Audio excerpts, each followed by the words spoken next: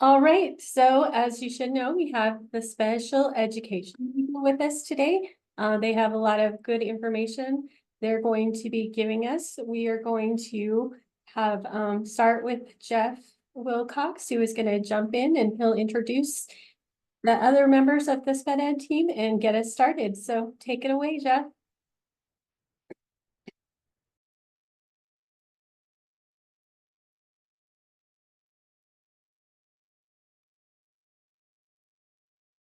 Mute.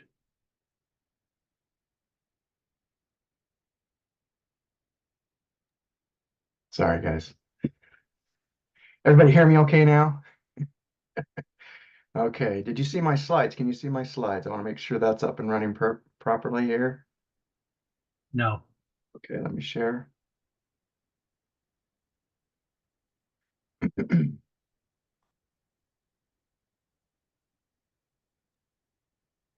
You couldn't tell at the state we use Teams a lot and Zoom very little, so bear with us. Okay.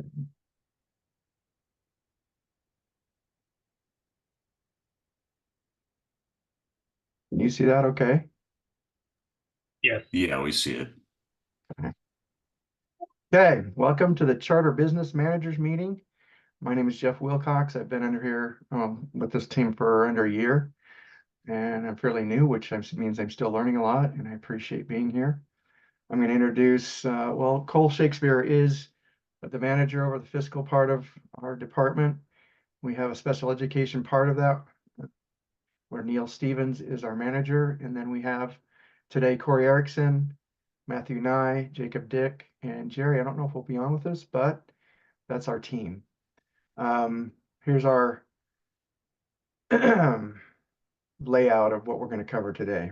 I'm going to be covering and monitoring and the announcement process of the monitoring system. Corey's going to cover the internal controls. Time and effort will be covered by Jacob Dick, and the qualified staff will be Matthew Nye. Okay, now I'm just going to let you know that some of my slides, I kind of separated a little bit because the information, sometimes there can be too much information for me on a slide. So I might be clicking through these slides fairly quickly. If you do have questions, you can raise your hand here on Zoom. You can ask a question in chat, or know that towards the end we will be giving out our contact information that you can send questions or what have you. A reminder that the special education fiscal monitors, which we are here to help you in your application process, okay, and getting your funding, okay? Okay, so part of my monitoring visit outline for special education, I'll be covering very basically just the IDEA grants, the Utah grant guidance, which is also a short slide. And then I'll cover the monitoring process and then a little bit of the actual Utah grants system. Okay, so we're all aware of the IDEA funds and that there's two types. I've put a link here taking you to the website so you can see all the fun information dealing. Hold on one second here.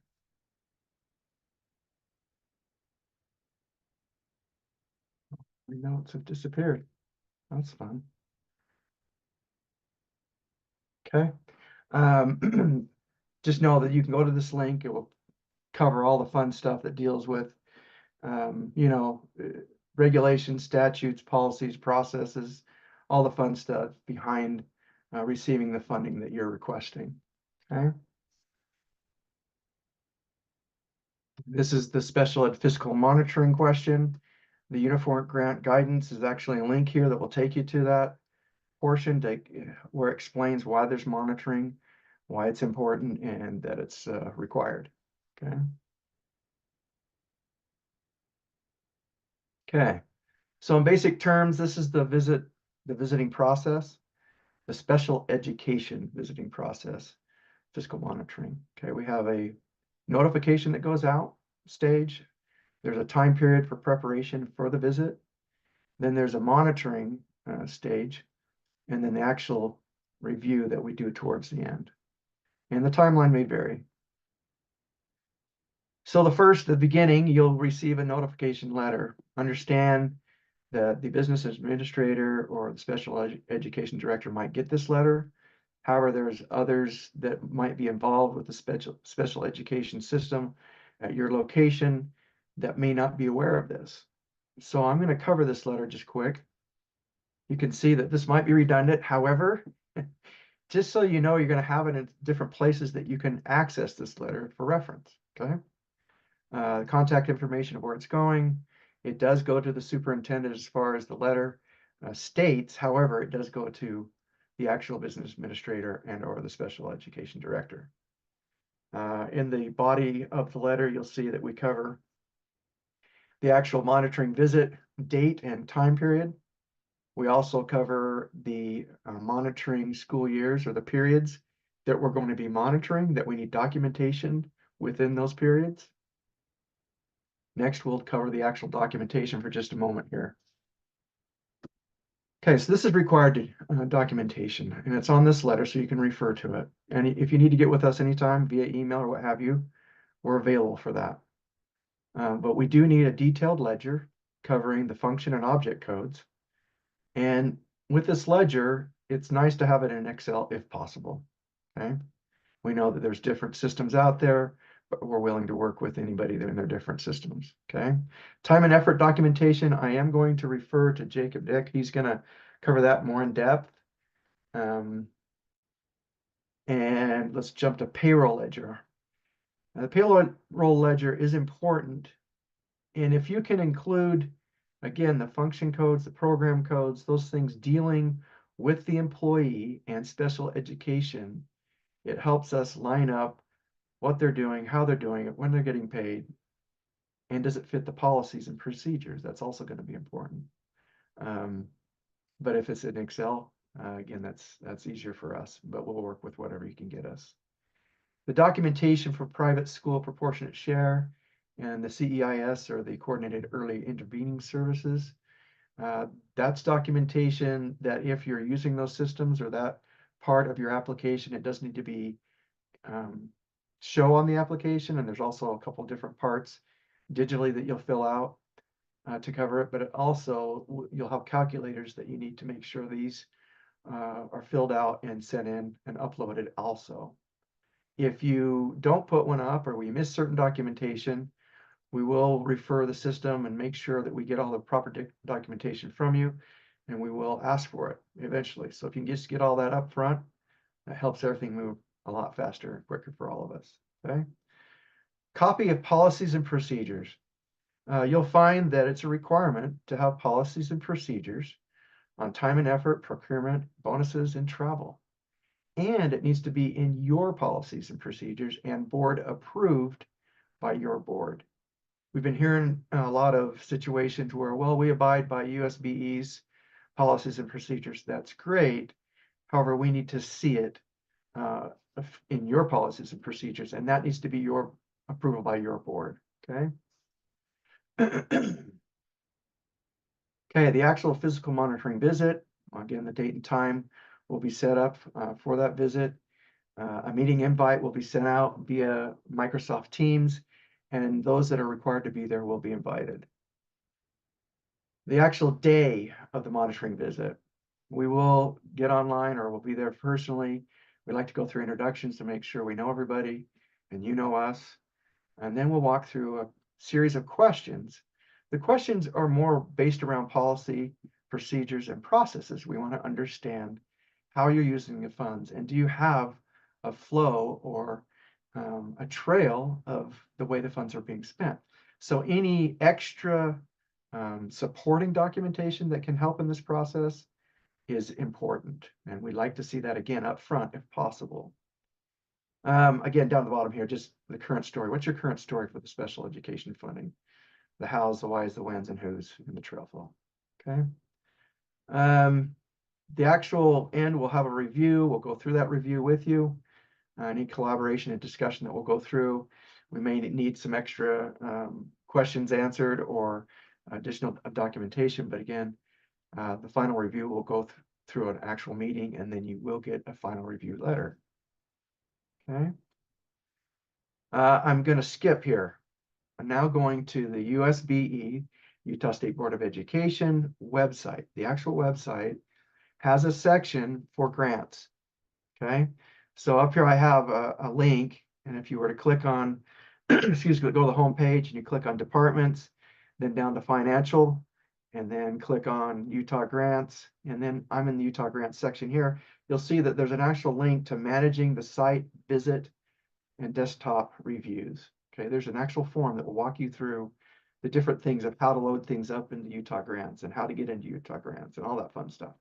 It's a really useful piece of information. Okay, this is actually the beginning of that actual PDF, and I have a link to it here also. Jumping into Utah grants, so those of you that haven't been in Utah grants yet, or those of you already know how, this is where you go. I do have a link to it. Once you get into the Utah grants, you'll notice there's a monitoring tab. There's other tabs here, but the monitoring is going to help you with the visits. Okay. Going to the next screen, you'll find your actual visit. You can see special education fiscal monitoring.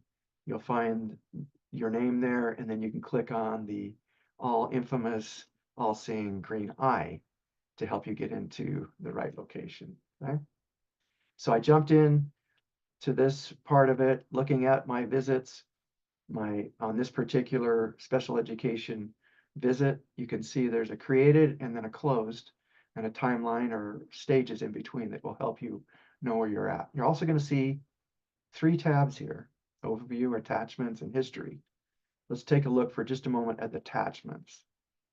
In the attachments area, I could be corrected here, but I believe that the special education fiscal monitoring visit letter will be attached here from us as the grantors. This would be a place that you could refer to it.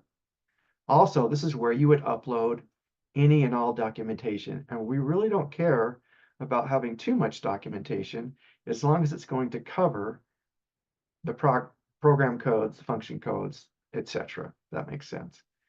So anything that could, and supporting documentation, itemizations of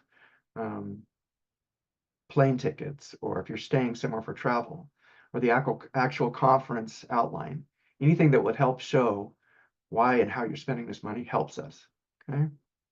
Okay, this is the end. I just want you to understand that we're all on the same boat together, helping the kids. And I believe that personally.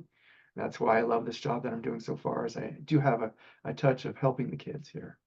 I am going to turn the time. I do have a page here of links for different things, but I am going to turn the time over to Corey Erickson, and he'll be covering the internal controls. All right, let me just start sharing here.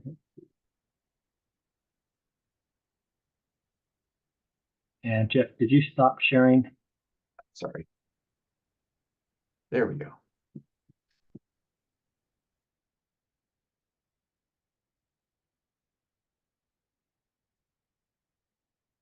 Okay, that's showing up okay? All right. So just stepping back for a minute, the fact that we're talking about this today doesn't mean that each of you are on the list to be receiving a fiscal monitoring visit for special education.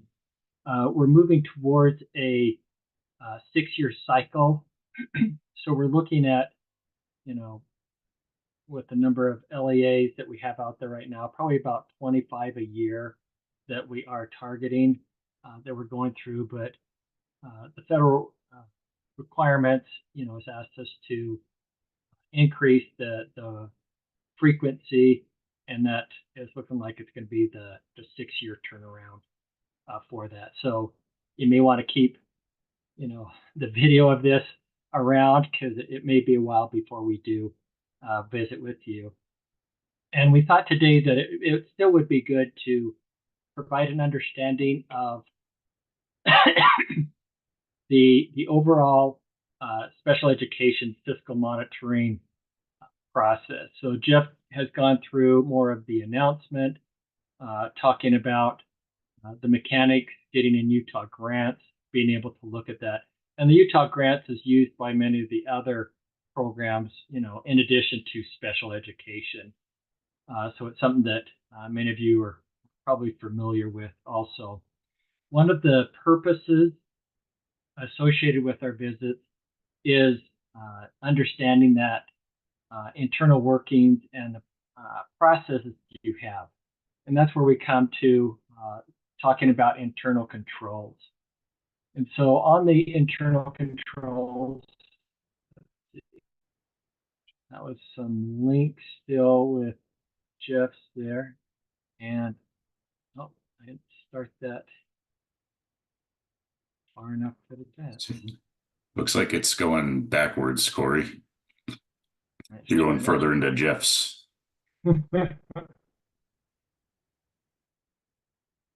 There we go. So talking about internal control. So federal regulation requires that those that receive IDEA funds or any federal funds, that they establish and maintain effective internal controls over that federal award. So it's just not a matter of spending those dollars or using those dollars. There needs to be controls in place to make sure that that USBE and Department of Education have confidence that it's being used appropriately. So we have the Code of Federal Regulations, and then also in the Special Education Rules Manual, we talk about documentation, that it needs to be able to demonstrate that funds were used for allowable compensation. So there's a requirement. And so Jake and Matt will be going into more detail on some of the different things that we look at during the interview monitoring visit process. This is more of what type of process and controls do you have to help manage that you're meeting the obligations. And so those internal controls, you need to establish and maintain effective controls over those federal awards and be able to provide reasonable assurance of that management of that award. And an additional principle is evaluate and monitor. And that's where we come in. The fiscal monitoring visits are required that we need to go out and meet with LEAs, meet with all those that receive federal funding, and get an understanding of the controls that you have in place. So there's kind of a two process. Jeff talked about getting the file sent in, and that's where we'll do a deep dive into, your general ledgers, purchases. We'll do some sampling off of those that you would load up in Utah Grants. But when we actually come out and visit, we found it's more effective instead of, trying to go through files while we're there, that we want to get a general understanding of your processes that you have in place. And that's where the internal controls come in, is just getting an understanding over the different programs. What are the steps? What are the process? What are the procedures that you're using to make sure that the funds are being used correctly? And the internal control, the framework, just briefly on this is a graphical description that it cuts across all the different functions within an organization. It goes across the different reporting groups and all aspects of that. And so, it's more than just, a process. It's, does your staff and are you organized in a way that's going to help provide some controls? Again, I think it's easy to work through, what you need to do with all the responsibilities that you have as a business administrator, but then also to have the mindset for those that you work with, that there needs to be that responsibility, that there needs to be some control or oversight on how funds are being used. And you have processes that help support that. And so the kind of three areas that we look at for fiscal monitoring are allowable costs. So are they allowable for special education use, the time and effort, and then qualified personnel. And again, Jake will be going over in more detail the time and effort, and Matt will be talking about qualified personnel, the specifics on that. But as far as internal controls, the saying of say what you do and do what you say, so do your policies match what your practices are. as we've met with a number of LEAs, they will talk about, the different procedures of how their procurements are or their time and efforts are. But then when we look at their policies may not align to that. So you just want to be sure that, what you say that you're doing matches what your policies say that you should be doing. Because one of the internal controls that we look at is your procedures. And that's why we ask for some of the procedures to be uploaded, is to be able to take a look at those to see if those practices of what you say that you should be doing, that you're following there. So an allowable cost, Code of Federal Regulations talk about, excess costs, that you're just providing the excess cost of providing special education, that it should be covering your general ed expenses, but these are going to be incremental in addition to the general ed funding to be able to provide those services for special education students. That's where the IDEA funds are. They don't want it to be supplementing other programs, or the federal dollars to be supplementing what you're providing from your state and local funds. And that's where you get into your maintenance of effort calculation as a way to track to see that you're still maintaining state and local spending for special education in addition to the federal funds. Our administrative rules talk about establishing internal controls and procedures over the initiation, approval, and monitoring of expenditures. So, as you look at your processes, you feel like you have a good understanding of, the approval process of how funds are used. You can show, where those dollars went, and that, again, it's board approved, and that's your board, the LEA's board, that you'd need to be following there. So continuing on allowable costs, obviously the most sure way, to determine if costs are allowable is if it aligns with the IEP of students. So if it's fulfilling the IEP for a particular student is what the cost associated with, that you would be in alignment there.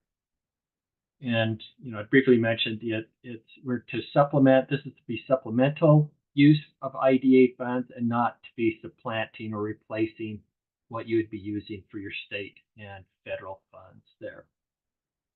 And the criteria, which you may have heard of before, is it has to be necessary and reasonable. And then you want that to be consistent with your policies and procedures. So you get to establish, what those policies are and what the procedures are, and then to be following those. You want consistent treatment of indirect costs. So for one program, a particular cost can't be direct and then indirect in the other. It needs to be consistent across programs as what's dictated as indirect costs. Adequately documented. The federal government loves documentation, and we look at a lot of that documentation through the review process. And then obviously making sure that those expenses are occurring within the period that grant is established for. Talking about internal controls for time and effort, and again, Matt will get a little more into that. But it needs to be accurate, properly allocated, and it needs to be incorporated into your records there. So the time and effort, you need to have a procedure for that. It needs to be approved by the board, and then it needs to be as part of your official records there. And then qualified personnel, Matt will get more into that, but who is qualified? Obviously, for those that are teaching students, if they're a teacher, they need to be, board approved and have the appropriate certification that qualify for teaching special education students. And then for those that are paraeducators, they need to be trained, supervised, and utilized in accordance with the USBE paraeducator standards. And so on that, what type of controls do you have in place that identifies what type of training, what type of supervision? It should be easily accessible, one that the paraeducators are aware of that, and that as we look to see what type of supervision or training those staff receive, that you're able to document that. So that's something that you'd want to look at your internal controls to say, yeah, I feel pretty comfortable about the support that I can show for that we could use, one for just your normal business, but then also for the monitoring visits when we come. Just on the additional documentation, so if you have questions, because as we go through in details on the general ledgers, we'll ask for different types of documentation. You can refer to the Special Education Rules Manual. So on page 345 in that rules manual that's on the USBE website, it will go into additional monitoring documentation. We don't request all of it. We just go through those that are applicable for your situation. But it gives you a broader idea of what type of documentation may be needed, and then to also check your internal processes that you have access to those in an easy manner. So internal controls, it's good for business. Recently there's been a number of stories regarding some of our LEAs that have had some issues that internal controls, if they were reviewed and more supervised or managed, they may have been able to avoid, being in the news or have the loss of income that associated with that. So for example, on P cards, having threshold amounts, certain authorization levels for different dollar amounts, kind of reviews, those type of internal controls can be helpful. There was another one where the outside auditor, if there was some additional segregation duty, they would be able to avoid a situation like this. So the internal controls are really to benefit you and to make processes go smoother as headcount changes. If there's procedures and controls in place, rather than just relying upon the knowledge of whoever was in there in the past, it's just good business to be able to have those strong internal controls. So references, and again, we can provide this slide deck that will have the links to the USBE rules manual, and then we have a training webinar that are available. This is the path on our USBE website to be able to access that regarding allowable expenses there. And was there any questions that came up that didn't get There's nothing in the chat, Corey. Okay. All right. I'll go ahead and turn that over to Jake to go into more on the time and effort.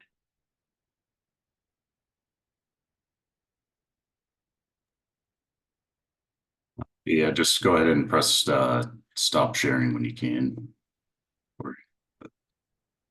Right now. I can't. It says I can't. Well, I think you're still sharing. Yeah, you're. There we go. There you go. There you go.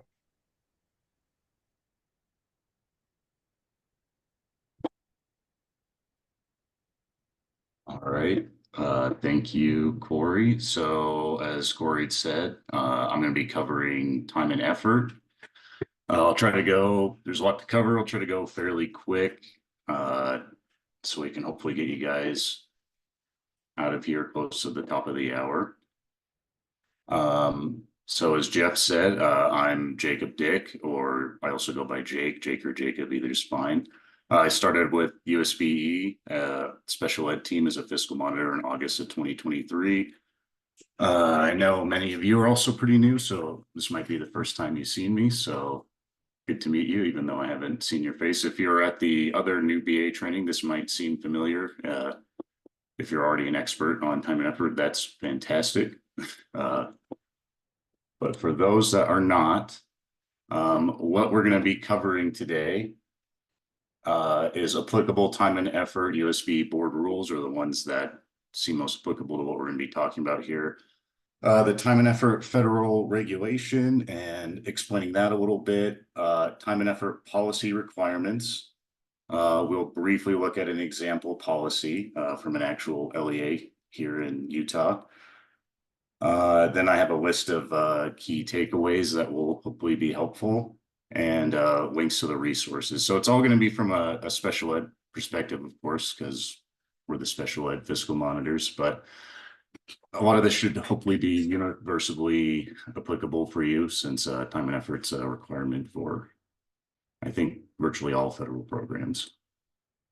Okay, but there is one more thing we're actually going to cover. And it's a quiz, so we'll see if people are still awake here, because I'll let you type answers in the chat. So the question is, are LEAs required to have a written and board-approved time and effort policy? I'll wait a minute and see if we get some answers.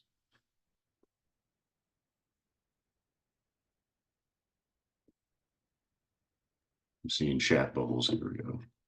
It's pretty Yes. affirmative on the yes. I especially like the all caps yes with an exclamation point. Put them on the good list. Yeah, so as many of you seem to know, yes. So USB rule R277-113 requires LEAs to have a written board approved time and effort policy, and it must be publicly posted to your website. So if there's one thing you guys take away from this, it'd be good if it's that. Yeah, the time and effort policy, it's not really part of the auditor wish list or something we'd like to see to, strengthen your internal controls for your LEA, although it will do that. But it's a state board mandated requirement. So if you already have a written board approved policy publicly posted on your website, great, you're ahead of the curve. But if not, hopefully this training is a good place to learn how to get started on that. Okay, so here's some snippets from board rule 277-113. So you can see that top one there. Hold on a second. Yeah. So the top one says, so ensure that written fiscal policies and procedures address all applicable state and federal regulations. So there's your requirement, has to be written, board approved. So an LEA governing board shall have the following responsibilities: approve written fiscal policies and procedures required in this section. So written and board approved. And then -1135, LEA fiscal policies and procedures shall be available at each LEA main office, individual public schools, and publicly available on the website. And so you may have noticed in that first one, it says written fiscal policies and procedures address all applicable state and federal statutes and regulations. So next we're going to cover what that applicable federal regulation is in regards to time and effort policy. Okay, so it's 2 CFR section 200.303, specifically section I. So it's a 6-part federal regulation, which sounds and looks pretty intimidating on the screen there. And like all federal regulations, some of the language isn't really as simple or as concise as it probably could be, in my opinion. But if we break each part down, which I'll attempt to do here, it's fairly simple, hopefully. And 2 of them are actually more or less gimmes, in fact. So it's really 4 that you really need to remember. So the intention of this regulation, by the way, at least from the federal side, was to empower the LEAs to, accurately report time and effort and the methods best suited to your specific needs. Because you'll note that there's no specific required method in terms of like personnel activity report or timekeeping, whatever. That's really up to you. So if we go through them here, so number one, be supported by a system of internal control which provides reasonable assurance that the charges are accurate, allowable, and properly allocated. So as I just said on that note, there's no mandated method of fulfilling those requirements, right? So any procedure like a PAR, certification by employees and supervisor, a timekeeping system, etc., that meets that requirement is acceptable. Any system of, internal control that can provide reasonable assurance is adequate. So number two, be incorporated into the official records of the non-federal entity. That's my typing there of LEA. That's just the federal speak of saying LEA. So yeah, if you're posting your policy to the website as required by USB board rules anyways, then this one's done. So that one's a gimme, pretty easy. So 3, reasonably reflect the total activity for which the employee is compensated by the non-federal entity or LEA, not exceeding 100% of compensated activities. So the way I interpret this is just record the employee's total activity. So exactly 100% of the time work, no more and no less. 4, encompass federally assisted and all other activities compensated by the LEA on an integrated basis, but may include the use of subsidiary records as defined in the written policy. So basically, if it's a federally assisted program, including special education, this means record how much of the employee's time was spent on special education, regardless of if they were paid with state funds like 1200 series or federal funds 7524, is the way I interpret that. 5 is another give me, so comply with the established accounting policies and practices of the LEA. So, comply with your own accounting policies, right? Simple. 6, support the distribution of the employee's salary or wages among specific activities or cost objectives if the employee works on more than one federal award, a federal award and non-federal award, an indirect cost activity and a direct cost activity, 2 or more indirect activities which are allocated using different allocation basis, or an unallowable activity in direct or indirect cost activity. So that's a bit of a word salad. My interpretation of this is basically if the employee works on more than one federal program, such as special education, and Title I, or there's many others, or works on federal and non-federal programs, like a split between special ed and general education, for example, clearly define how much of their time is spent on every activity they do and record every work activity they do, right? Which is something that you'd be doing anyways if you're following step 3 of recording the employee's total activity. So hopefully that breakdown makes it at least mildly less intimidating. Okay. Yeah, so we've established that a written time and effort policy was required. So, how do you create one? So to put it simply, like if you can read through those 6 requirements on the 2 CFR section 200-303 I, and as you go through each of the 6 one by one, you can say, yes, my written time and effort policy fulfills this. Then it's adequate no matter what exact format it takes. So neither the federal government nor USB requires any specific format in terms of time and effort, as long as it meets those requirements. But a couple rules of thumb here. So something we see occasionally is just, we open a time and effort policy of an LEA, just a couple sentences. So, a time and effort policy doesn't need to be complex or a bunch of pages just for the sake of it, but a couple sentences isn't going to cut it. I don't think I've seen one that's that short that fulfills those 6 requirements. So you can also utilize resources available to you. So any of us on the special ed team can offer guidance as needed. Our contact info will be at the end of this presentation. And another resource is other LEAs in the state with solid time and effort policies can offer insights. And we're going to take a brief look at one here. And so this is the first page of Park City School District's time and effort policy. So this was written with the guidance of Neil Stevens from our own special ed team here during I guess as a result of a monitoring visit. So yeah, so I guess briefly going through it. So they say any individual charged to a federal grant will keep time and effort reporting, whether or not as a semi-annual certification, personal activity report or PUR. Semi-annual certification will be completed by those individuals who have a single cost objective like special ed. Semi-annual personnel activity reports will be completed by individuals who have multiple cost objectives. Under IDEA, any individual who is not 100% special education will complete semi-annual PAR. And then they list the requirements for that. So note that with this policy, it's specific and states exactly what the LEA is going to do for time and effort and how they're going to do it. And that's really what makes it effective, right?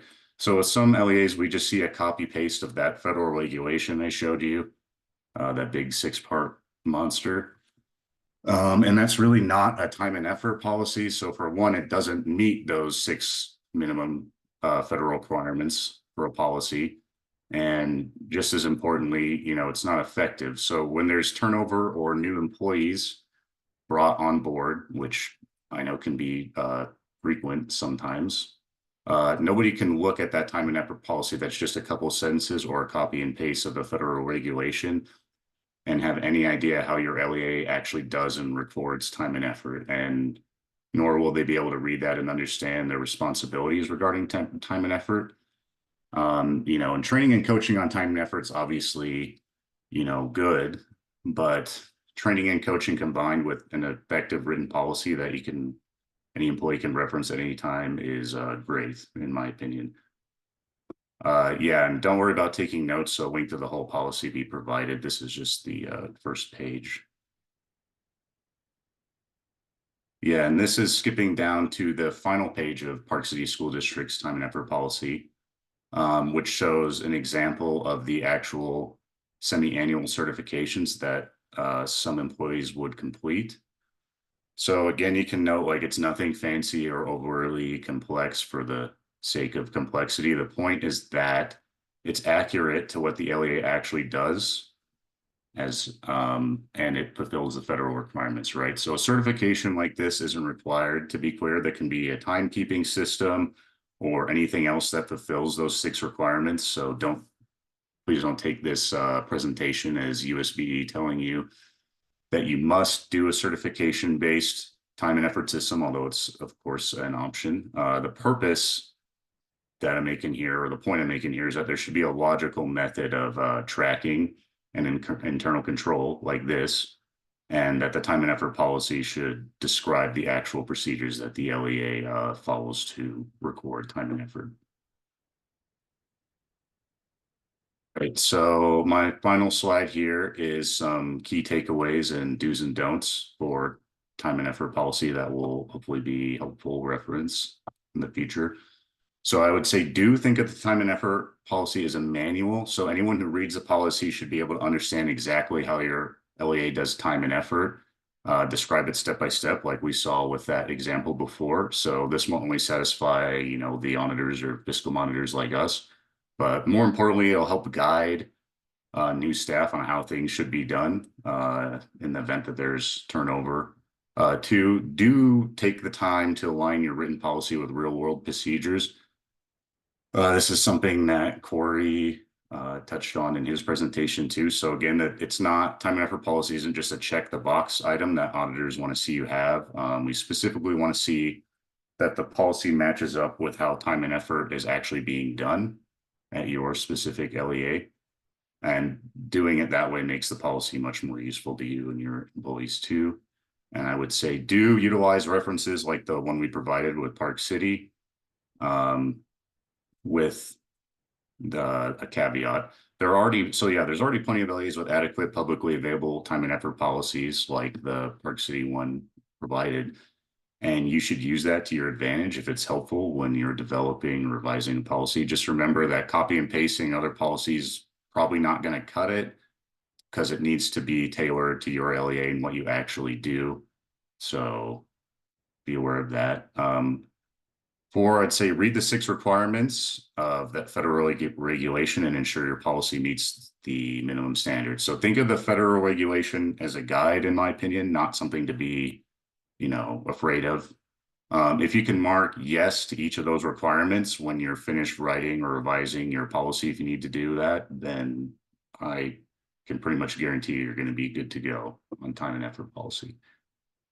And then for a final due, I'd say reach out to USB staff, us, if you need help. It's part of our job. So we're fiscal monitors, but we don't just do monitoring, auditing, technical assistance like this little class is also part of our job. So please don't hesitate to reach out to me or anyone else on the team if you're confused while creating your time and effort policy or you need help with something. And again, we'll have that at the end, our contact info.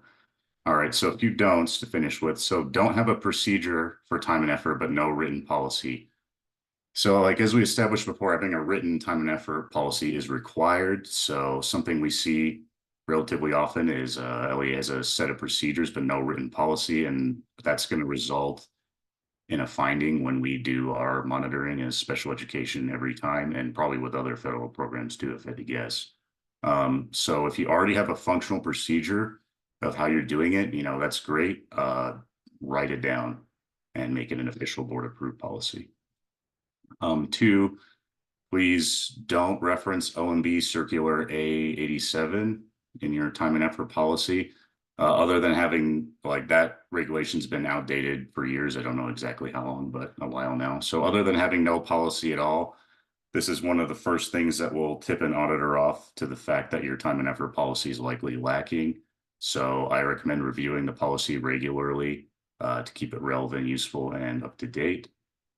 Don't just copy and paste the regulation, as I said before, but just want to emphasize. So copy and pasting the 6 requirements of the regulation is not a time and effort policy. So we know the requirements, and hopefully you should too. What you should do is tell us and your employees how time and effort is actually being done. And again, to emphasize, don't write only a couple sentences. I've personally never seen a time and effort policy. It was only a couple of sentences which fulfilled all 6 federal requirements. I don't recommend trying to be the first LEA to do so. And for a final don't be afraid to reach out to us or anyone at USB or think it will result in punishment. So, reaching out to us and saying, hey, I don't have a time and effort policy and need some guidance on where to start, or I need to revise an existing one, may need some help. It's not going to result in any fine, fee, audit finding, or any other form of medieval torture. We can't write the policy for you, and we're not always available immediately, of course, but we're happy to help because solving problems in advance makes both of our jobs easier. So yeah, that was my presentation on time and effort policy. Here's links to those board rules and that example policy that you guys will get at the end when you give me the slides. So thanks for your attention, and I'm going to turn it over to Matt now.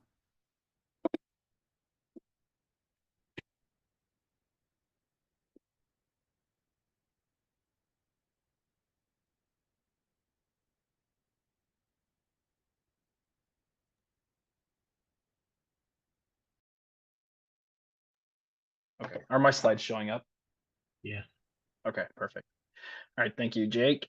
Again, my name is Matthew Nye. I've been with USBE for a little over a year now. I'm going to be talking today a little bit about qualified staff, which Corey did touch on just briefly. And so we actually kind of have a repeat of his slide.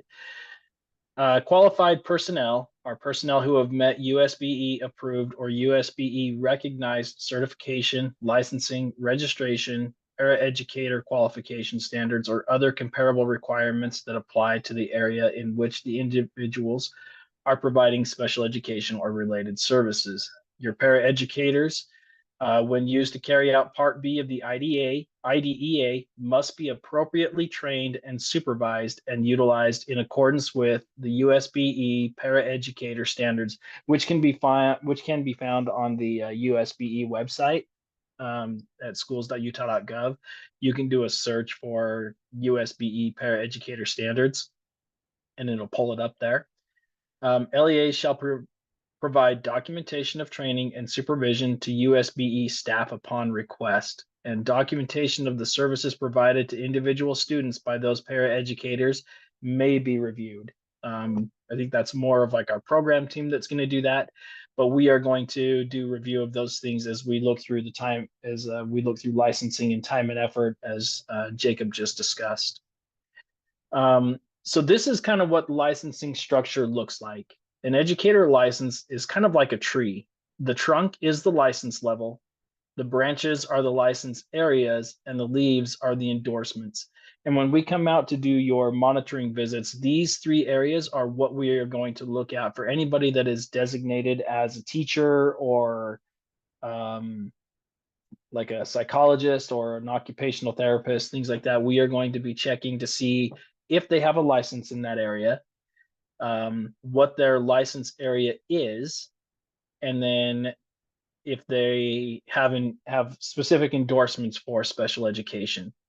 So the first thing is the license levels. There's the professional license level where they have met all the requirements and competencies required.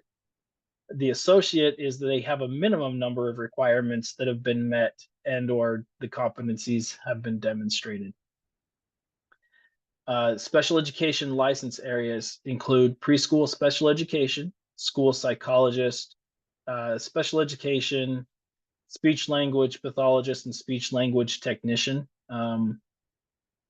So again, when we look at this, we look at, do they have a license? Do they have a license in the area of special education? And then the last thing we're going to look at is their endorsement for special education. And here's a list of several of endorsements that will be included in special education.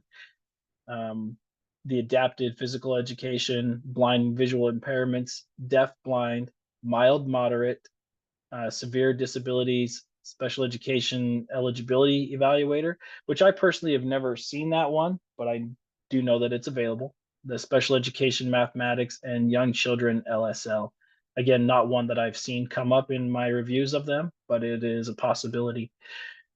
And what we are going to be looking at when we come out to this is each of these areas. So the license area, and the endorsements all have an issue date and an expiration date.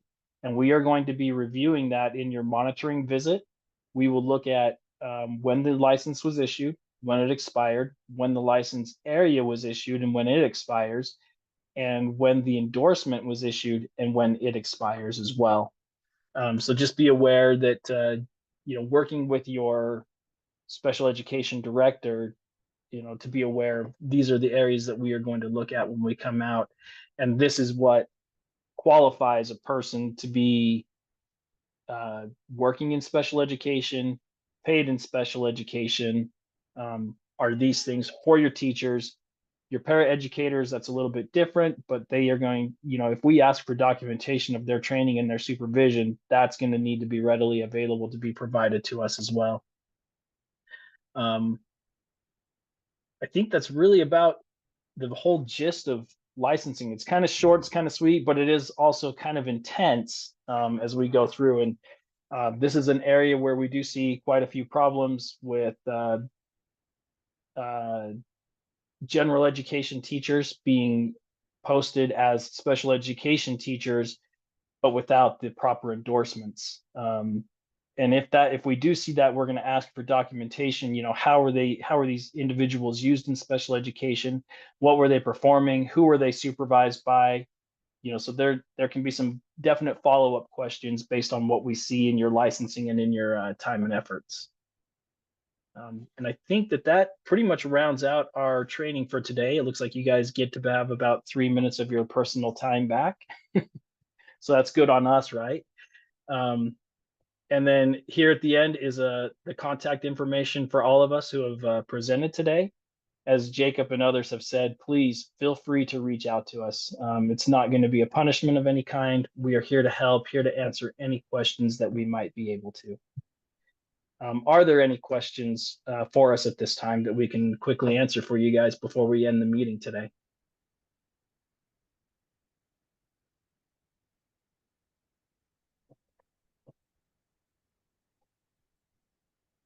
Not seeing anything in the chat, so it looks like we're good. Okay. Well, All again, right. thank you guys for your time. We appreciate it. Thank you guys. I appreciate you. That was great information and we appreciate you taking the time to be with us today. All right, before I let you go, I just want to remind you that next month is the spring finance training. I believe it's on the 18th. I will send out a notice to you too, so that you have the exact date and time, but I'm pretty sure it's April 18th. And we hope to see you all then. Also for May, we really don't have a subject or a topic scheduled yet. If there's something, I have some ideas on what to do, but if you have something that you would like to have presented for May, just give me your ideas. You can email them to me directly and we'll see what we can do to accommodate whatever ideas we have come in. But other than that, I will, if I don't hear from you, I will figure out something that will be helpful to us all. And again, thanks guys from SPED. You are amazing and we appreciate you very much. All right, everybody, have a wonderful day. All right, thank you. Bye-bye. See ya. Bye. Bye, everyone. Thank you.